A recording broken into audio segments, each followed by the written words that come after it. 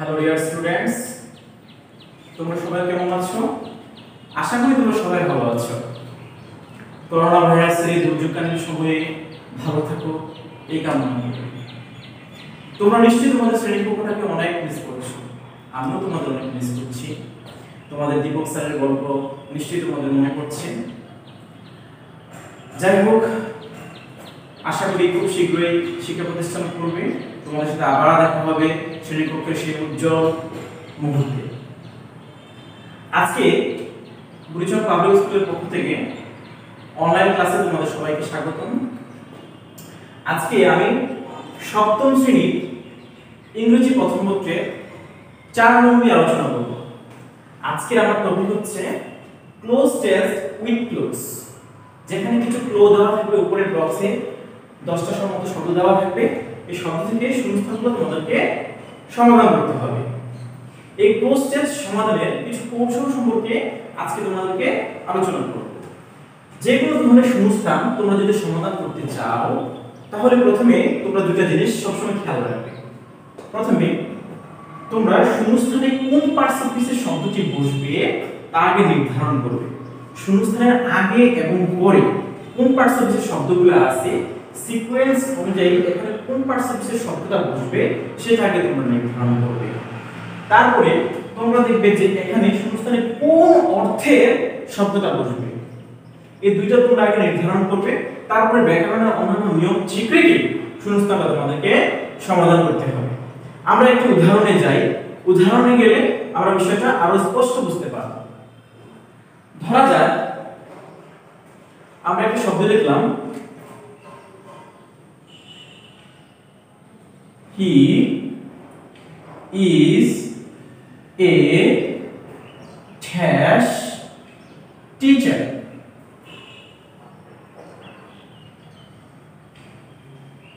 Teacher, he is a dash teacher.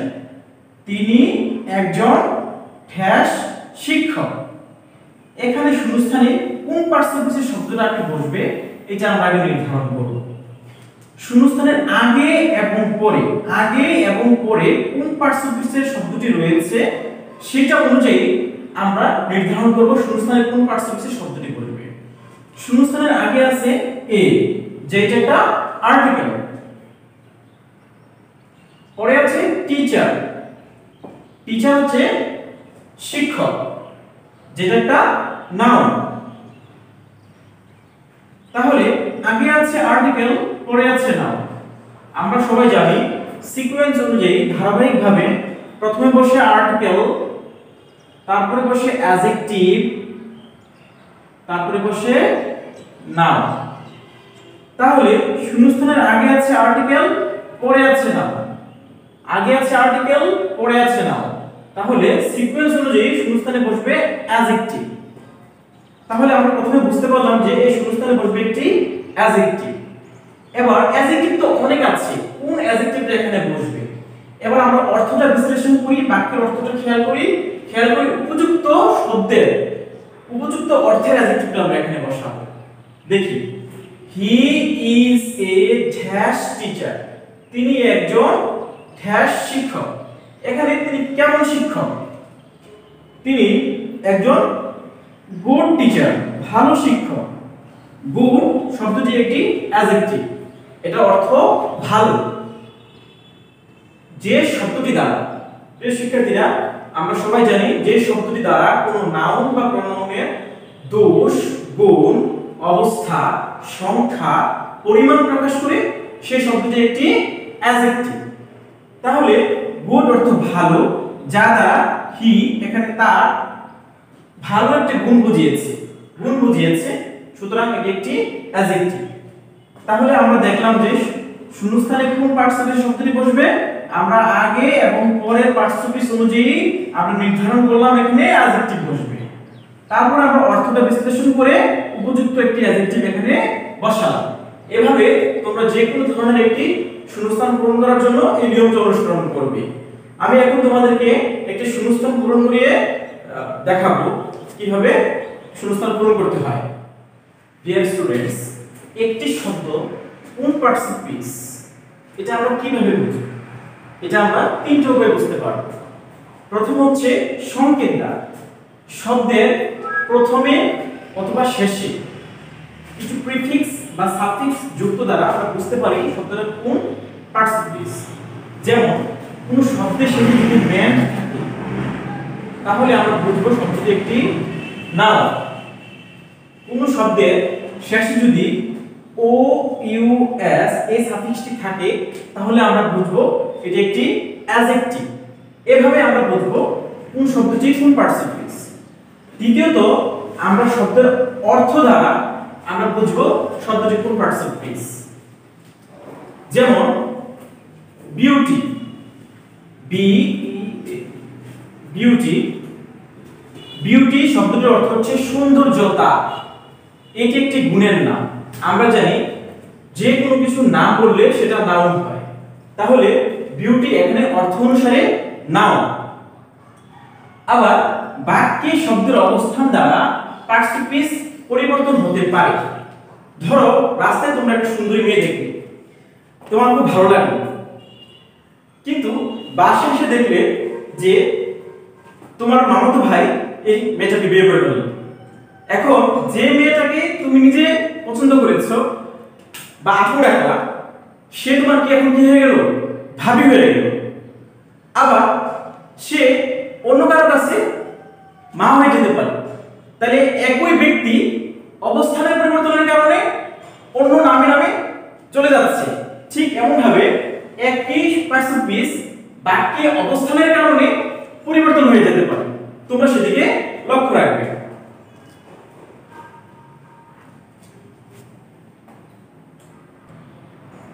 Dear students, আমরা একটা উদাহরণে যাই। আমরা একটা শূন্যস্থান পূরণ করব। উপরে যে কোডগুলো দেওয়া আছে, যে শব্দগুলো দেওয়া আছে, শব্দগুলো আমরা আগে বিশ্লেষণ করি। এখানে আছে মেকার, সংকেত অনুযায়ী শব্দটা শেষে আছে ই আর। আমরা জানি কোন শব্দের শেষে যদি ই আর থাকে সেটা নাউন হওয়ার সম্ভাবনা খুব বেশি। আর অর্থটা চিন্তা করি, নির্মাতা একটা ব্যক্তি, তাহলে সেটা সংজ্ঞা অনুসারে সেটা নাউন। টাইম সময়, এটা একটা নাউন। গুড অ্যাডজেক্টিভ ভালো। গোল্ডেন সোনালী অ্যাডজেক্টিভ। যখন কোনো নাউনের সাথে ই এন যোগ হবে, ই এন যোগ হলে সেটা অ্যাডজেক্টিভের কাজ করবে। গোল্ডেন, গোল্ড থেকে গোল্ডেন। রিপেন্ট অর্থ পরিত্যাগ করা, কাজ করা বুঝিয়েছে, সুতরাং ভার্ব। মেক তৈরি করা, কাজ করে বুঝিয়েছে, সুতরাং ভার্ব। শাইন উন্নতি করা, কাজ করে বুঝিয়েছে, তাই ভার্ব। সাফার অর্থ ভোগ করা, এটাও কাজ করে বুঝিয়েছে, তাহলে এটাও ভার্ব। প্রপারলি এটাও একটা অ্যাডভার্ব, অর্থ হচ্ছে সঠিকভাবে। তোমরা জানো যে সাথে সহিতভাবে যখন কোনো অ্যাডজেক্টিভের সাথে বিশেষণের সাথে যুক্ত হবে তখন সেটা অ্যাডভার্বের কাজ করবে।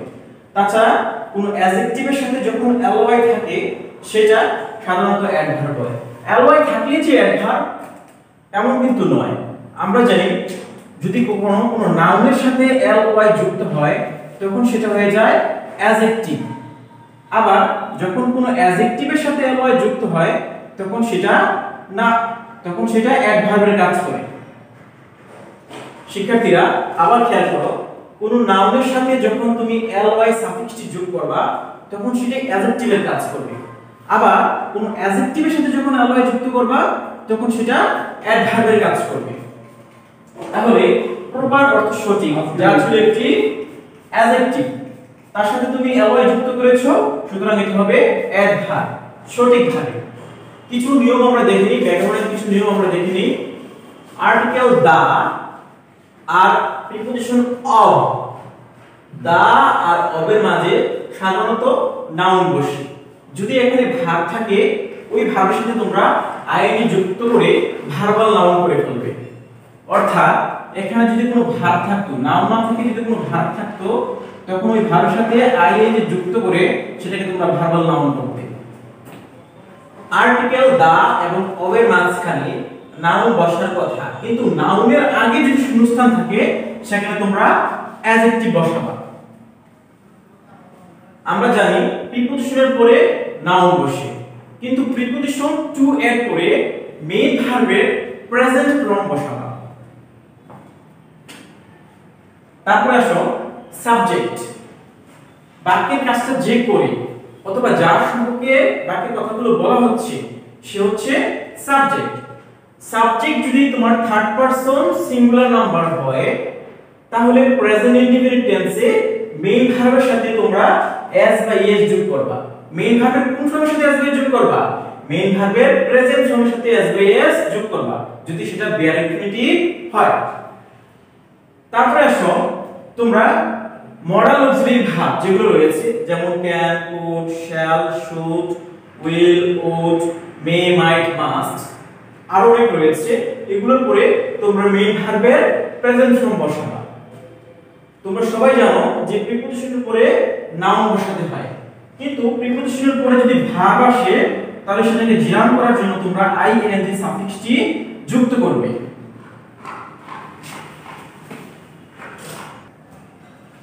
শিক্ষার্থীরা এবার আমরা একটা উদাহরণে যাই। এখানে কি আছে? এখানে আছে man is the dash of his own fate. মানুষ তার নিজের ভাগ্যের কি। এখানে আমরা দেখি শূন্যস্থানের আগে আছে দা, পরে আছে অফ। আমরা শিখেছিলাম আর্টিকেল দা এবং অফ এর মাঝখানে নাউন বসবে। এখানে নাউন কোনটা আছে? নাউন আছে এখানে দুইটি, একটা আছে মেকার, একটা আছে টাইম। এবার অর্থ অনুযায়ী শব্দটা একবার বসিয়ে দেখব যে অর্থ নিয়ে এটা মিলে কিনা। Man is the time of his own time. মানুষ তার সময়ের ভাগ্যের নির্মাতা, তাইলে এটা মিলে না। তাহলে man is the maker of his own time. মানুষ তার নিজের ভাগ্যের নির্মাতা। অর্থ অনুযায়ী এবং ব্যাকরণের নিয়ম অনুযায়ী সেটা মিলে। তাহলে আমরা এখানে দিতে পারি maker. If he makes a dash use of time and does his duties dash। শূন্যস্থানে বি নম্বর শূন্যস্থানের আগে আছে আর্টিকেল এ, পরে আছে ইউজ অফ। তাহলে আর্টিকেল প্রিপোজিশনের মাঝখানে নাউন বসার কথা, এখানে ইউজ নাউন হিসেবে ব্যবহার হয়েছে, ভার্ব হিসেবে নয়। ইউজের আগে নাউনের আগে শূন্যস্থান। তাহলে আমরা শিখেছিলাম নাউনের আগে শূন্যস্থান থাকলে সেখানে বসবে অ্যাডজেক্টিভ। তাহলে এখানে বসবে অ্যাডজেক্টিভ। এখন কোন অর্থে অ্যাডজেক্টিভটা বসবে মিলিয়ে নিন। Makes a dash use of time. Makes a golden সোনালী সময়, সোনালী সময় সোনালী ব্যবহার, এটা অর্থ অনুযায়ী মিলে না। Make a good use of time, সময়ের ভালো ব্যবহার, তাহলে সেটা মিলে। যদি এখানে প্রপারলি না থাকে শুধু প্রপার থাকতো তাহলে শুধু প্রপারও এখানে বসাতে পারতাম। মেক এ গুড একটা adjective, make a good use of time and does his duties properly. যদি তার কাজটা সে সঠিকভাবে করে তাহলে he is sure to dash in life. যদি তার কাজটা সে সঠিকভাবে করে তাহলে জীবনে সে কি করতে পারবে? জীবনে সে উন্নতি করতে পারবে। এখানে শূন্যস্থানে ডি নাম্বার শূন্যস্থানের আগে রয়েছে প্রিপোজিশন টু। আমরা জানি প্রিপোজিশন টু এর পরে মেইন ভার্বের প্রেজেন্ট ফর্ম বসাতে হবে। এবার উন্নতি অর্থে শাইন ভার্বটি এখানে ব্যবহার করতে পারি। যদি আমরা সাফার ব্যবহার করি তাহলে ভোগ করা, তাহলে সময় সঠিক ব্যবহার যদি করি তাহলে কি জীবনে সে পরিত্যাগ করবে, ভোগ করবে? না, জীবনে সে কি করবে? উন্নতি করবে। তাহলে এখানে বসবে shine in life. He is sure to shine in life. But if he dash otherwise, যদি সে সময় সঠিক ব্যবহার না করে অন্যথা করে। ইফ হি ডাজ আদারওয়াইজ, যদি অন্যথা করে। He third person singular number tends to present indefinite tense, সেটার ডো থেকে ডাজ হয়েছে, ইএস যুক্ত করা হয়েছে। হি ইজ শিওর টু ড্যাশ, যদি সে সময় সঠিক ব্যবহার না করে তাহলে জীবনে সে কি করবে? জীবনে সে পরিত্যাগ করবে। এখানে একই নিয়ম, ডি নাম্বার শূন্যস্থানের মধ্যে একই নিয়ম। এখানে প্রিপোজিশন টু এর পরে মেইন ভার্বের প্রেজেন্ট ফর্ম। এখানে মেইন ভার্ব রয়েছে তিনটি, অলরেডি আমরা শাইন ব্যবহার করে ফেলেছি। বাকি রয়েছে সাফার এবং মেক এবং রিপেন্ট, তিনটি। রিপেন্ট পরিত্যাগ করা, তাহলে সে এখানে জীবনে কি করবে? পরিত্যাগ করবে যদি সে সময় সঠিক ব্যবহার না করে। Repent when it is too late, যখন অনেক দেরি হয়ে যাবে তখন আর কিছু করা থাকবে না। Youth is the morning of life.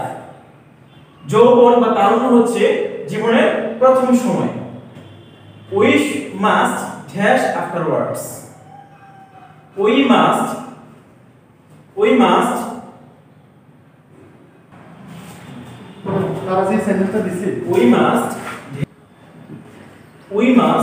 suffer afterwards. Suffer. শূন্যস্থানের আগে রয়েছে মাস্ট। মাস্ট একটি মডাল অক্সিলারি ভার্ব। আমরা জানি can, could, shall, should, will, ought, may, might, must এগুলোর পরে মেইন ভার্বের প্রেজেন্ট ফর্ম বসাতে হবে। আচ্ছা, এখানে বলছে যে তারুণ্য হচ্ছে জীবনের সোনালী প্রথম সময়, সোনালী সময়। ওই সময় যদি আমরা সময়ের কাছে সময় না করি, যদি সময়কে মূল্যায়ন না করি, তাহলে আমাদের কি করতে হবে? আমাদের পরিণামে ভুগতে হবে। উই মাস্ট সাফার আফটারওয়ার্ডস, পরবর্তীতে ভুগতে হবে। So we should dash the best use of dash. So we should এখানেও এক সূত্র, should একটা মডাল অক্সিলারি ভার্ব, তারপর মেইন ভার্বের প্রেজেন্ট ফর্ম। মেইন ভার্বের প্রেজেন্ট ফর্মের মধ্যে আমরা রিপেন্ড ব্যবহার করে ফেলেছি, শাইন ব্যবহার করে ফেলেছি, সাফার ব্যবহার করে ফেলেছি। তাহলে মেইন ভার্বের প্রেজেন্ট ফর্ম রয়েছে কোনটা? শুধু আছে মে। তাহলে আমরা এখানে বসাবো মে। We should make the best use of time. আমাদের উচিত সময়ের সঠিক ব্যবহার করা। সুপ্রিয় শিক্ষার্থীরা, আজকে তোমাদেরকে আমি প্রশ্নের সমাধান করার কিছু কৌশল সম্পর্কে ধারণা দিয়েছি। আগামী ক্লাসে তোমাদেরকে আমি কিভাবে ম্যাচিং সমাধান করতে হয় কিছু কৌশল আমি আলোচনা করব। আশা করছি তোমাদের বাসায় তোমরা তোমাদের অ্যাডভান্স লার্নার বই থেকে তোমরা মডেল কোশ্চেন 15 এবং 16 ইংরেজি প্রথম পত্রের মডেল কোশ্চেন 15 এবং 16 4 নং ক্লোজ টেস্টটি সমাধান করার চেষ্টা করবে। সমাধান করতে গিয়ে যদি তোমরা কখনো সমস্যায় পড়ো, আমার সাথে কন্টাক্ট করবে। আমি চেষ্টা করব তোমাদের সাহায্য করার জন্য। ভালো থাকো, সুস্থ থাকো, নিরাপদে থাকো।